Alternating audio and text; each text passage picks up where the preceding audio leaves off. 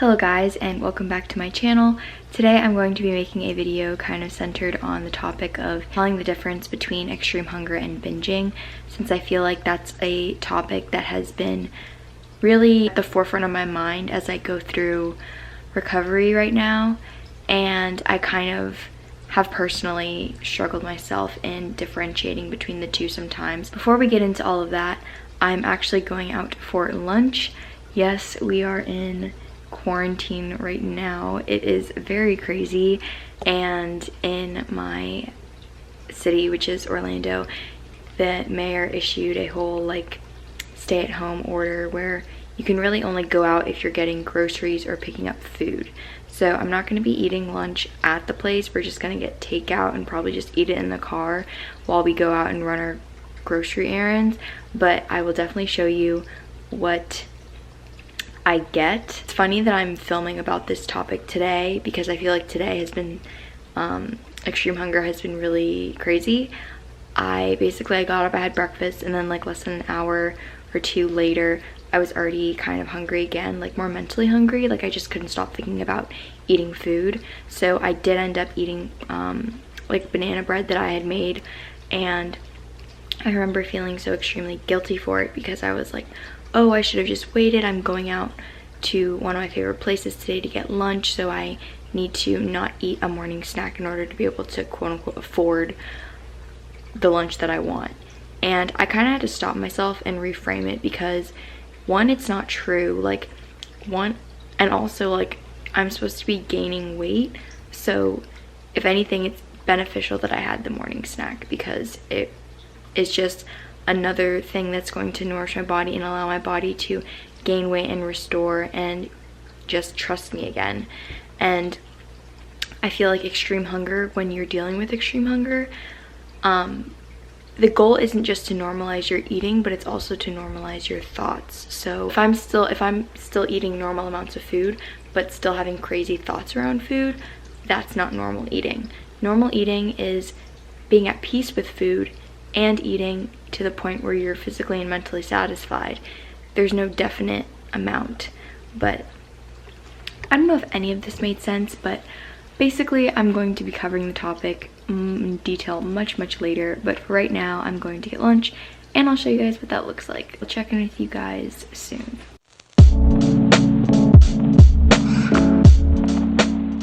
Okay, so I'm back, and I thought I would kind of just jump right into discussing the topic, which is extreme hunger and binging, and how to tell the difference between the two in recovery. So I kind of wanted to give a quick disclaimer at first, saying that I'm not a professional by any means. I'm merely sharing my personal experience and the research that I've gathered to share with you guys on this topic. But I also really wanted to talk about this topic because I feel like it's something that has been very prominent in my life recently, and especially doing more research on it and learning more about the differences between the two have really helped me in my recovery. So hopefully by sharing this with you, it might help you in yours as well if you are yourself recovering from an eating disorder. I first wanted to start off by individually defining extreme hunger and binging first before I contrast the two. But to start off, basically, extreme hunger is your body's natural response towards a prolonged period of restriction and starvation. If you think about when you go to your favorite store and everything's on sale, your first instinct is to just buy all your favorite things that are on sale, or just the general population wants to buy everything that's on sale. That can kind of be related to, or analogous to, eating more when you start recovery. So automatically, when you reintroduce more foods into your diet in recovery, your body is going to react like, oh my gosh, I'm getting all this food, I want all of it now. So therefore it's going to trigger the extreme hunger, and you're going to be craving so many foods, and you're never going to really feel fully satisfied no matter what you eat. And that's your body's natural response. And the reason your body's giving that response is because it is very smart, and it doesn't necessarily know if it's going to be entering another period of starvation. So what it's doing is it's taking advantage of the fuel that you're giving it now and demanding more of it so it can prepare to be ready if it has to enter another period where there's little to no food available. That's amazing that our bodies can even do that, and just acknowledging that is really cool. Yeah, that's basically a quick synopsis of extreme hunger and what it kind of is. And I have recently been experiencing it. I'm pretty sure I've been experiencing it. I do want to make a quick point though, that you don't have to be severely underweight in order to go and experience extreme hunger. Extreme hunger can occur at any time in recovery. It can last a day, it can last a week, it can last months, it can even probably last years. It all depends on the individual and how long they restricted for. And also, it doesn't even matter, again, like I just said, how much you weigh. It again is very individualistic in regards to the experience, because extreme hunger isn't only a physical response, but it's a mental response. So if you are if you're a healthy weight, a deemed healthy weight, and you are mentally restricting your allowance of food by saying things like, oh, I'm not allowed to have that, I can't have that, I have to restrict this in order to be able to afford that, your body can't tell the difference between you thinking it and you actually necessarily doing it. So that's why even in people who are deemed a healthy weight can still experience extreme hunger. I hope that kind of made a little bit of sense on identifying what extreme hunger is. And again, it's very individualistic, and it happens as a result of periods of restriction. The periods of restriction don't have to be super long. As I've said in my most recent relapse, I was eating a decreased amount of food, and I was basically restricting for about maybe 5 months. It wasn't very intentional. I just wasn't eating enough to fuel my body properly, and that I'm experiencing extreme hunger right now. So again, it doesn't have to be like, oh, I've been with an eating disorder for 11 years and now I'm facing extreme hunger. No, it doesn't matter. But yeah, I'm going to talk about what binging is.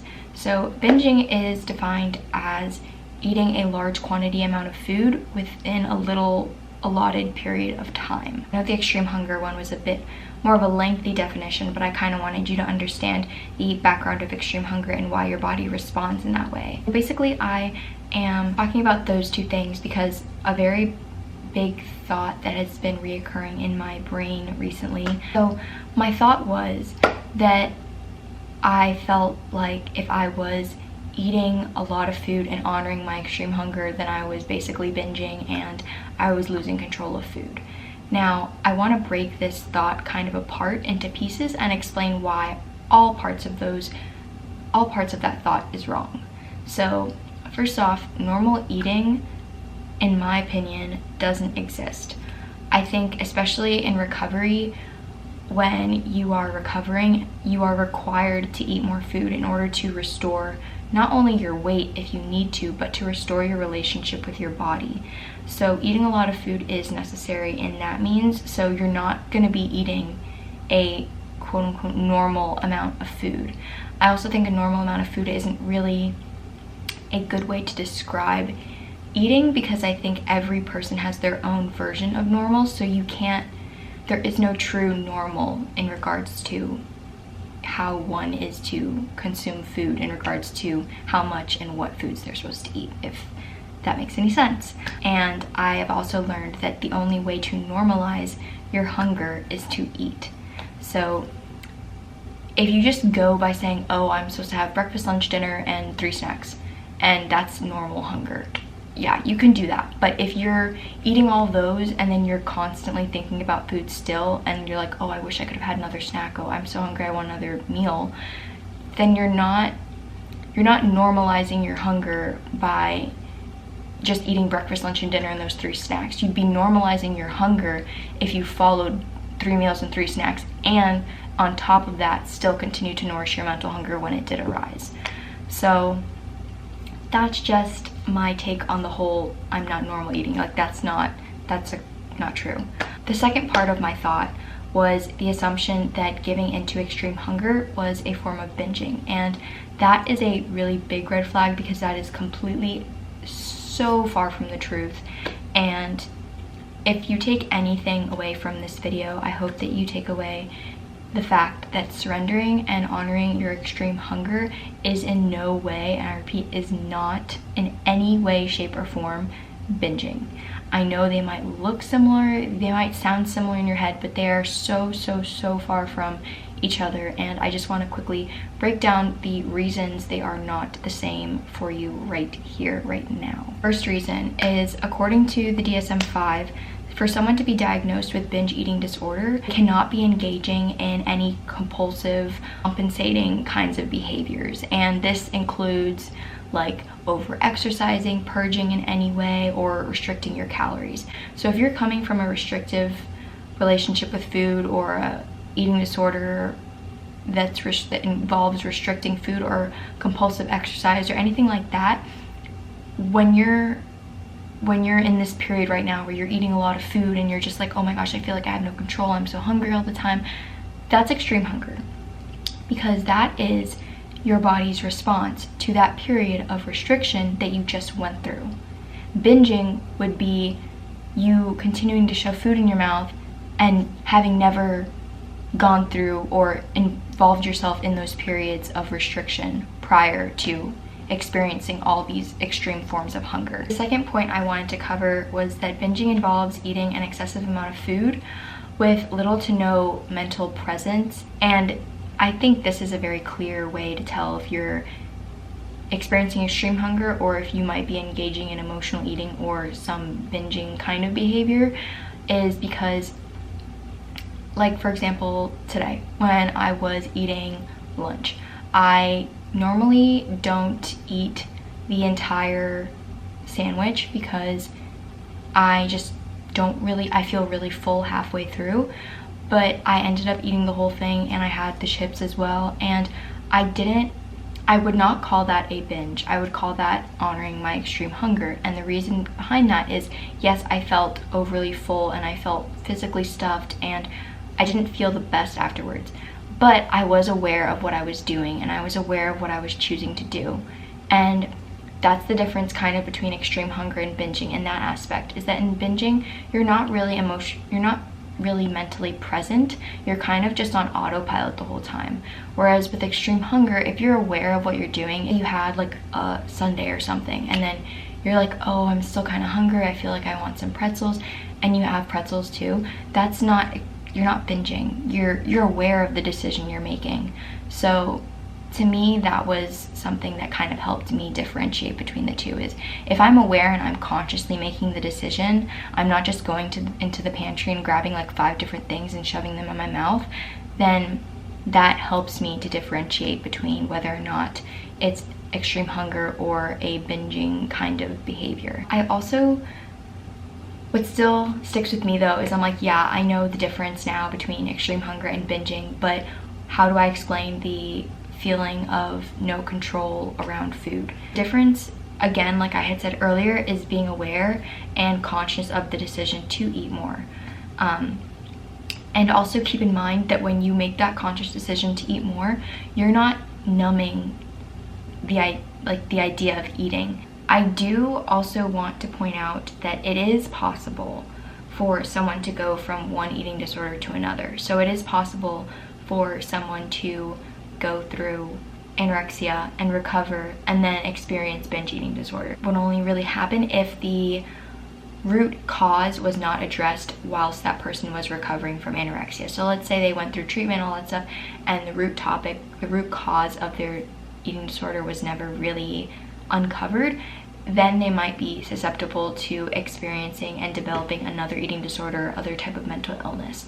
But that is not the basis of this video. The basis of this video is extreme hunger and binging, and yeah, that's why I'm not really gonna go into depth on that topic. But yeah, more thing I kind of wanted to end on this note with is and I actually kind of realized this today, and it kind of helped me to think about it and to repeat it to myself, but when you experience extreme hunger and again you feel like you're out of control, like there's no way I could be not binging because I feel so out of control with food, I think you try and convince yourself that you're binging, because your eating disorder knows that if you think you are binging, you are going to give in to restrictive behaviors, and those restrictive behaviors are what fuels your eating disorder.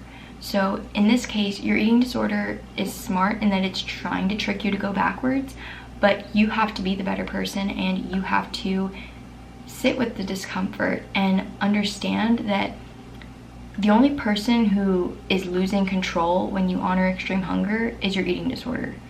You are not your eating disorder, and you are not losing control. If anything, you are gaining back the life that you so rightly deserve.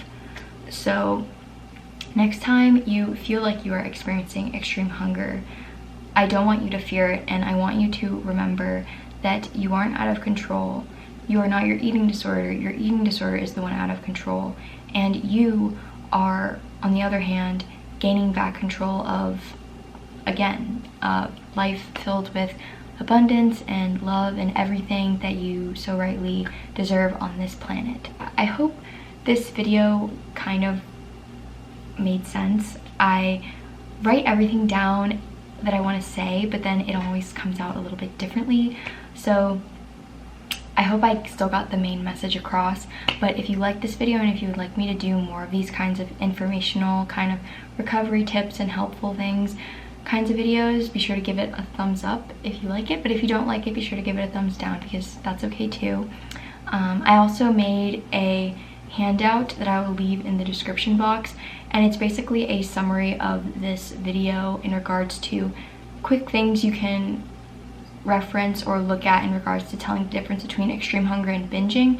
And I also included some journal prompts and affirmations here and there for you to work on and repeat to yourself as you go through this process. So again, I hope you guys like this video. I really enjoy making these videos for you guys, and I hopefully will be uploading a lot more in the future. But other than that, I hope you have a beautiful rest of your day. My heart goes out to all of you guys wherever you are in the world, and I will see you guys in the next video.